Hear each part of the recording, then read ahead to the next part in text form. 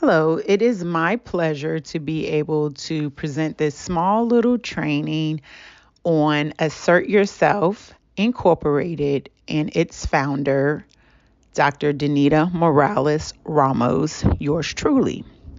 I'm going to take just a few moments to be able to answer questions that were submitted to me regarding just my journey in this particular field or what have you. So, first, I would like to start with the question of what was it like to be able to start my own practice, which is Assert Yourself Incorporated. It has been extremely challenging as well as rewarding. As you can imagine, starting any new venture can be daunting, especially if you don't have a roadmap on how to do that. Starting a private practice is not just about starting a practice in your industry, it's also about starting an enterprise or business.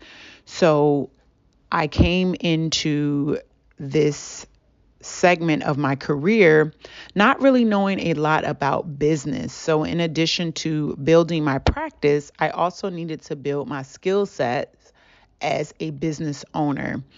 I began to network with other business owners, not necessarily just in the mental health field, but those individuals who had successful businesses and also had built a global brand. I was able to do that through using social media. It definitely initially was more difficult than what I imagined. My first 6 weeks, I was very stressed out. I had this irrational belief that I would work less hours because I owned the practice as opposed to working for someone else. And I quickly had to use some of the same skill sets that I give to clients of reframing my thought process that if I could invest so many hours for another corporation, then I can certainly invest the time needed to build and develop my own dreams.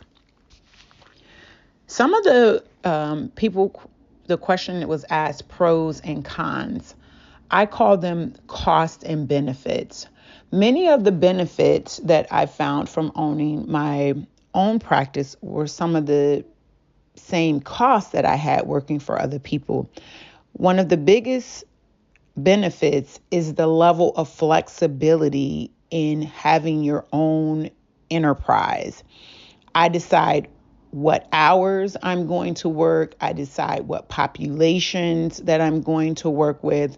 And what I mean by populations, you have to be careful that you're not discriminating against anyone, but population meaning which clients am I most competent and passionate to work with.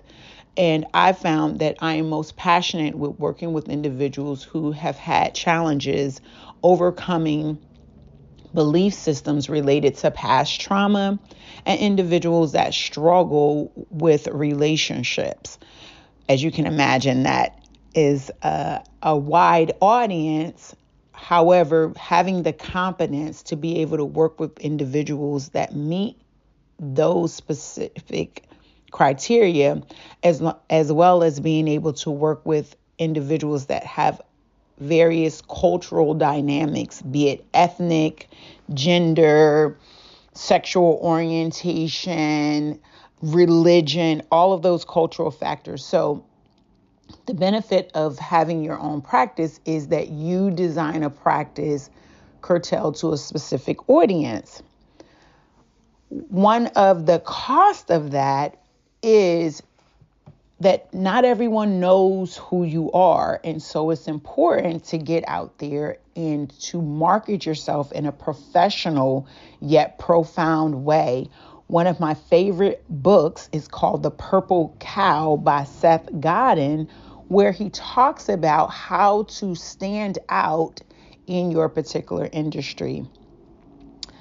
I did previously work at a group private practice, and the benefits of working, especially initially when you're starting working for another practice, is that they've already established themselves. They've already worked through many loopholes that you as a new provider may not have been able to do. They've already come up with their marketing plan and any type of insurance or pay plan. They've come up with all standard operating procedures and job descriptions, and have administrative staff, and just have the additional support, and often have other providers in there. If you start off on your own, you're usually working in isolation. So my most rewarding thing that I've been able to do, though, is to be able to expand this and to be able to start an internship program to be able to help up and coming other mental health professionals. Another follow-up question I was asked is, what do you wish you had known about psychology during college? If there is a class you wish you had taken or a book you wish you had had. I chose this question specifically to follow up with about starting business. I think what most programs lack when teaching people to become a counselor or a therapist or a psychologist is they don't teach you about business and finance, which is very important. As a matter of fact, many educational programs do not teach people financial literacy, which is important in any industry. And particularly here, the psychology program, we didn't discuss anything about, in my psychology program, we didn't discuss anything regarding financial literacy and how that could impact you as a person who is practicing on their own.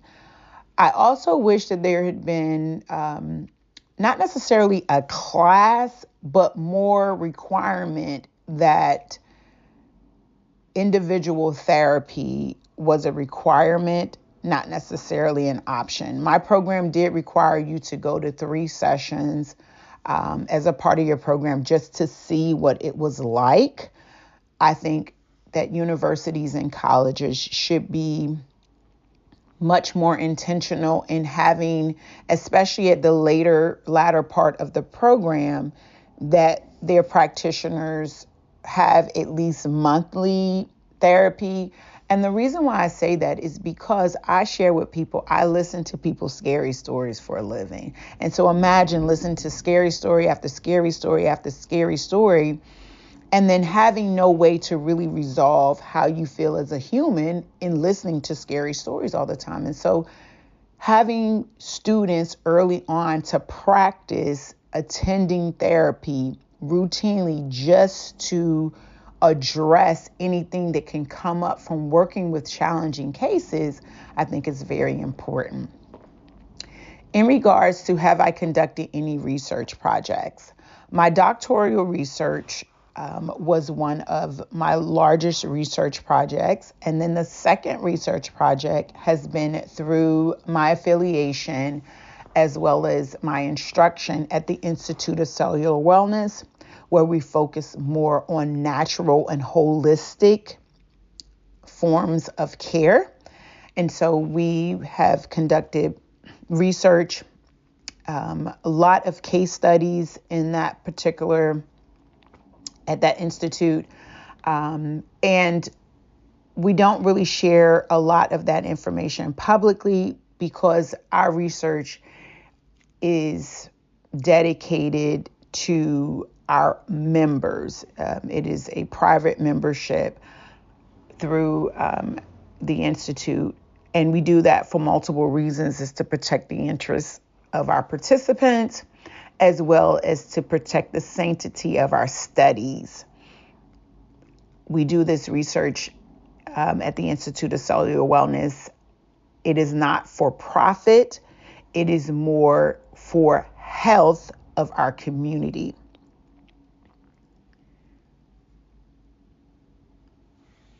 Another question was, how has it been being a Psi Chi member? How has it helped my college experience, research, and career?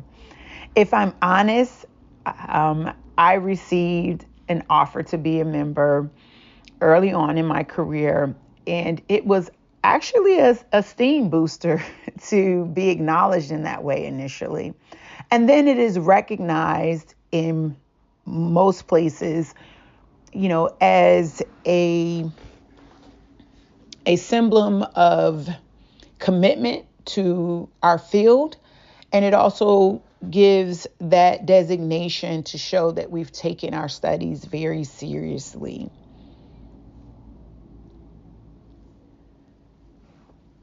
Could I share more about the Candela Award? So in my practice, I often do contract work for different organizations. You will find that in this field, working in partnership and collaborating with other organizations, you will extend your brand and promote yourself. And honestly, it helps me to act as a corporate citizen. So one company that I am affiliated with, called Spring Health, I provide services, and I've been providing services for this organization since about a year after their inception. So they were very new when I started, and I've gotten this award throughout my time in service with them since they've started this. I am also I see the highest level of clients through that particular platform. And this organization is an employee assistance program that provides individual, family, and couples therapy to individuals who are in the corporate space. They're usually mid-level and higher. As of recent, we have had a few entry level, but most of the individuals are high achieving, high performance in their career, mid-level and higher. And it has a certain formula where they look at, you completing your notes in a timely fashion, how well you engage initially with the client, your commitment each week as far as how much availability you have in assistant clients with therapy appointments, your therapeutic alliance, your ability to track the client's progress through outcome measures such as the Patient and Health Questionnaire 9, the Generalized Anxiety Disorder 7, different outcome measures such as that. You may hear them referred to as the PHQ 9 or the GAD 7, the MDQ, the Mood Disorder Questionnaire. So lots of public domains that have been tested over and over again as ways to measure certain criteria. And so Spring Health uses those outcome measures and to see if we've really helped the client to progress. In addition, they use those to see if they've had any improvement in mood disorders such as anxiety and depression, and then their overall improvement. We receive a monthly score, but it is averaged out over 6 months.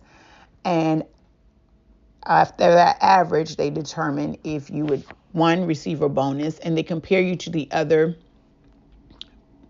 practitioners on their platform. So I've, again, won that every single time. In this most recent, I had over 302 appointments where I serviced over 59 patients.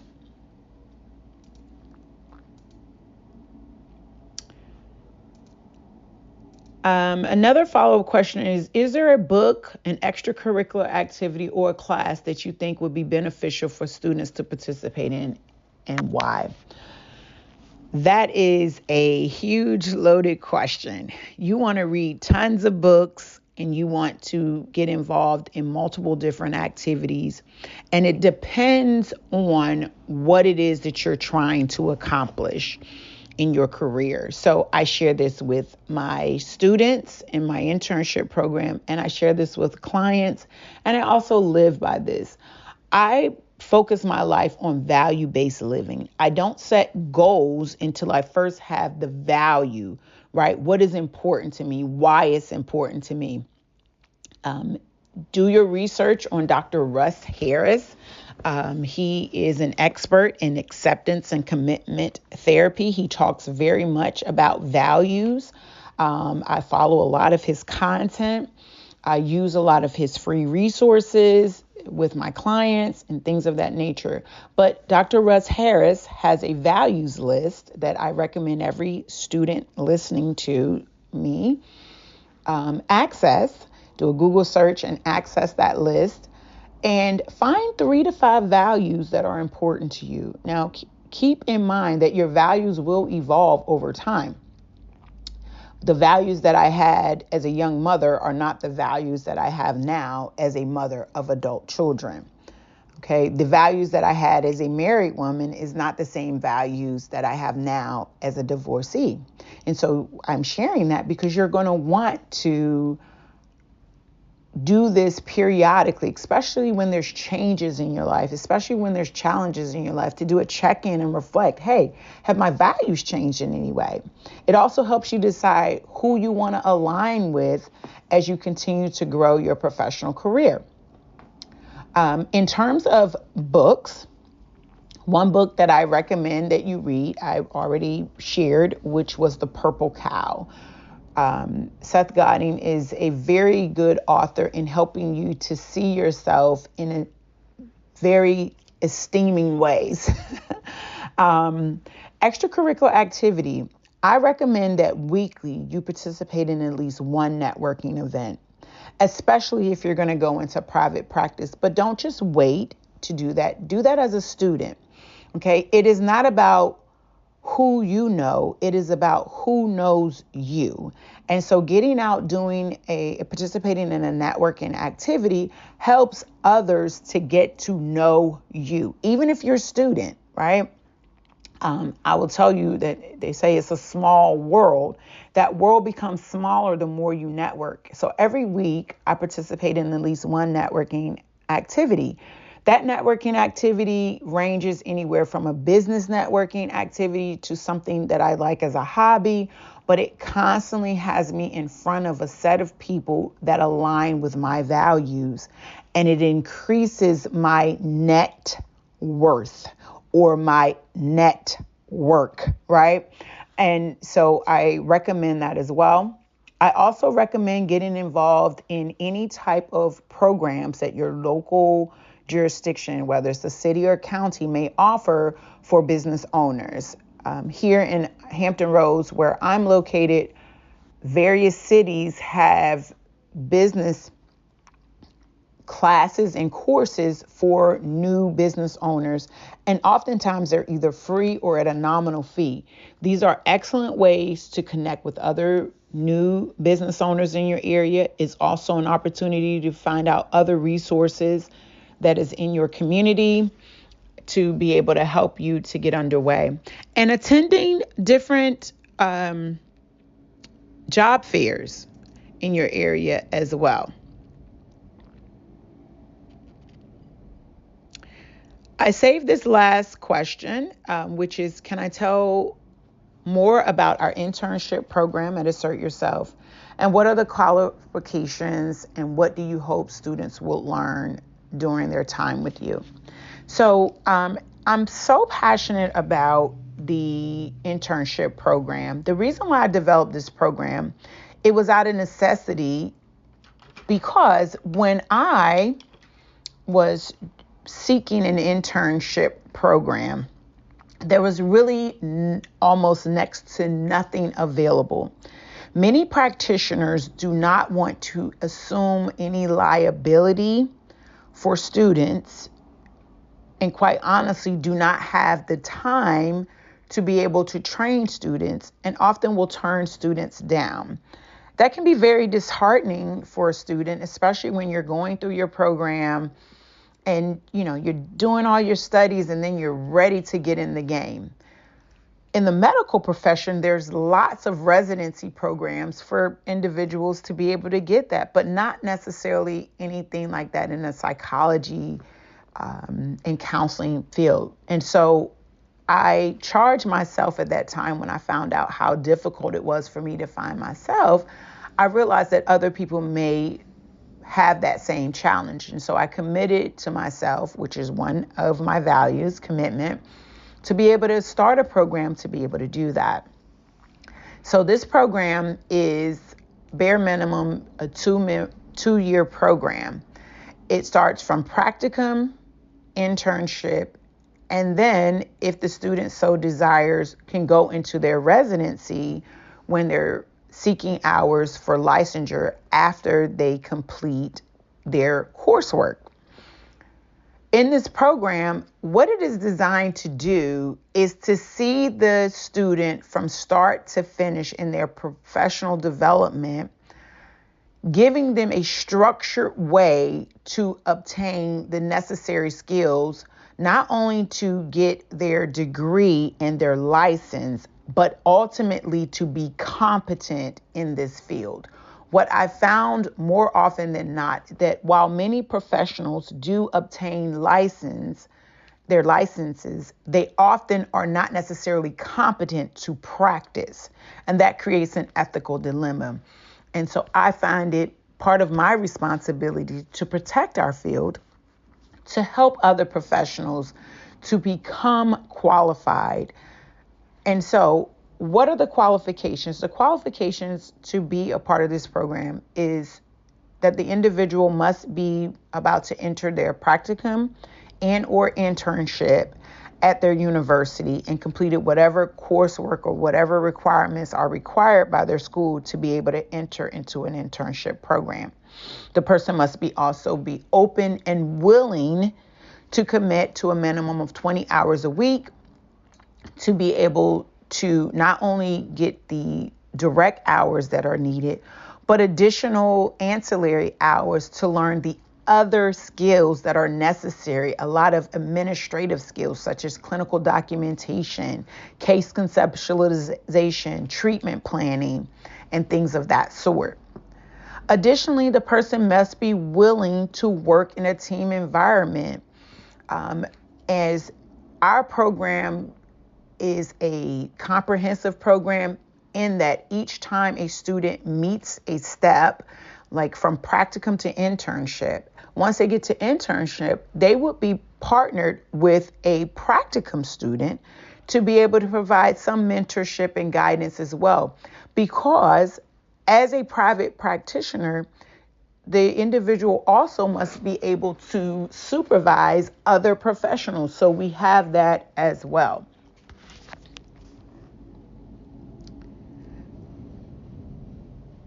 Lastly, what I would just like to share with any of the students watching this training is to just allow yourself to dream again. Being in your coursework can get so daunting, and trying to check all the boxes can get so daunting that you forget your why, you forget your dream.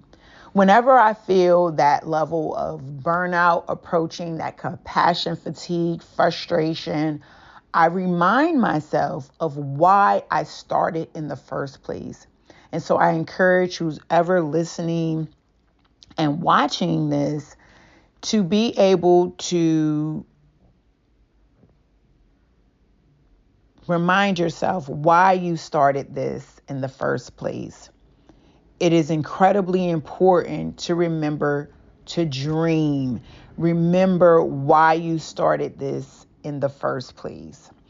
And the remainder of this training is going to give you an opportunity to watch a short video clip of a recent event that I put together that incorporated other professionals, that incorporated other business owners, and it incorporated clients participating, whether they engage just for that event or they could be an ongoing client. These individuals all got together for an event to promote mental health awareness. I wanted to share this video in particular because anyone interested in our internship program has to be passionate about giving back to their community. We really want to promote community wellness. Anyone who is interested in being a part of our internship program would reach out directly to us by either one, visiting our website, www.azzertself.com, and clicking on the contact form and submitting your request for an internship application packet. And or you can just email directly at admin@azzertu.com and request an internship packet. You will hear back from our admin within about 48 hours with an internship packet. And you do want to make sure that you complete all components of the packet in order to be considered. Thank you so much for watching. I wish you the best in your career.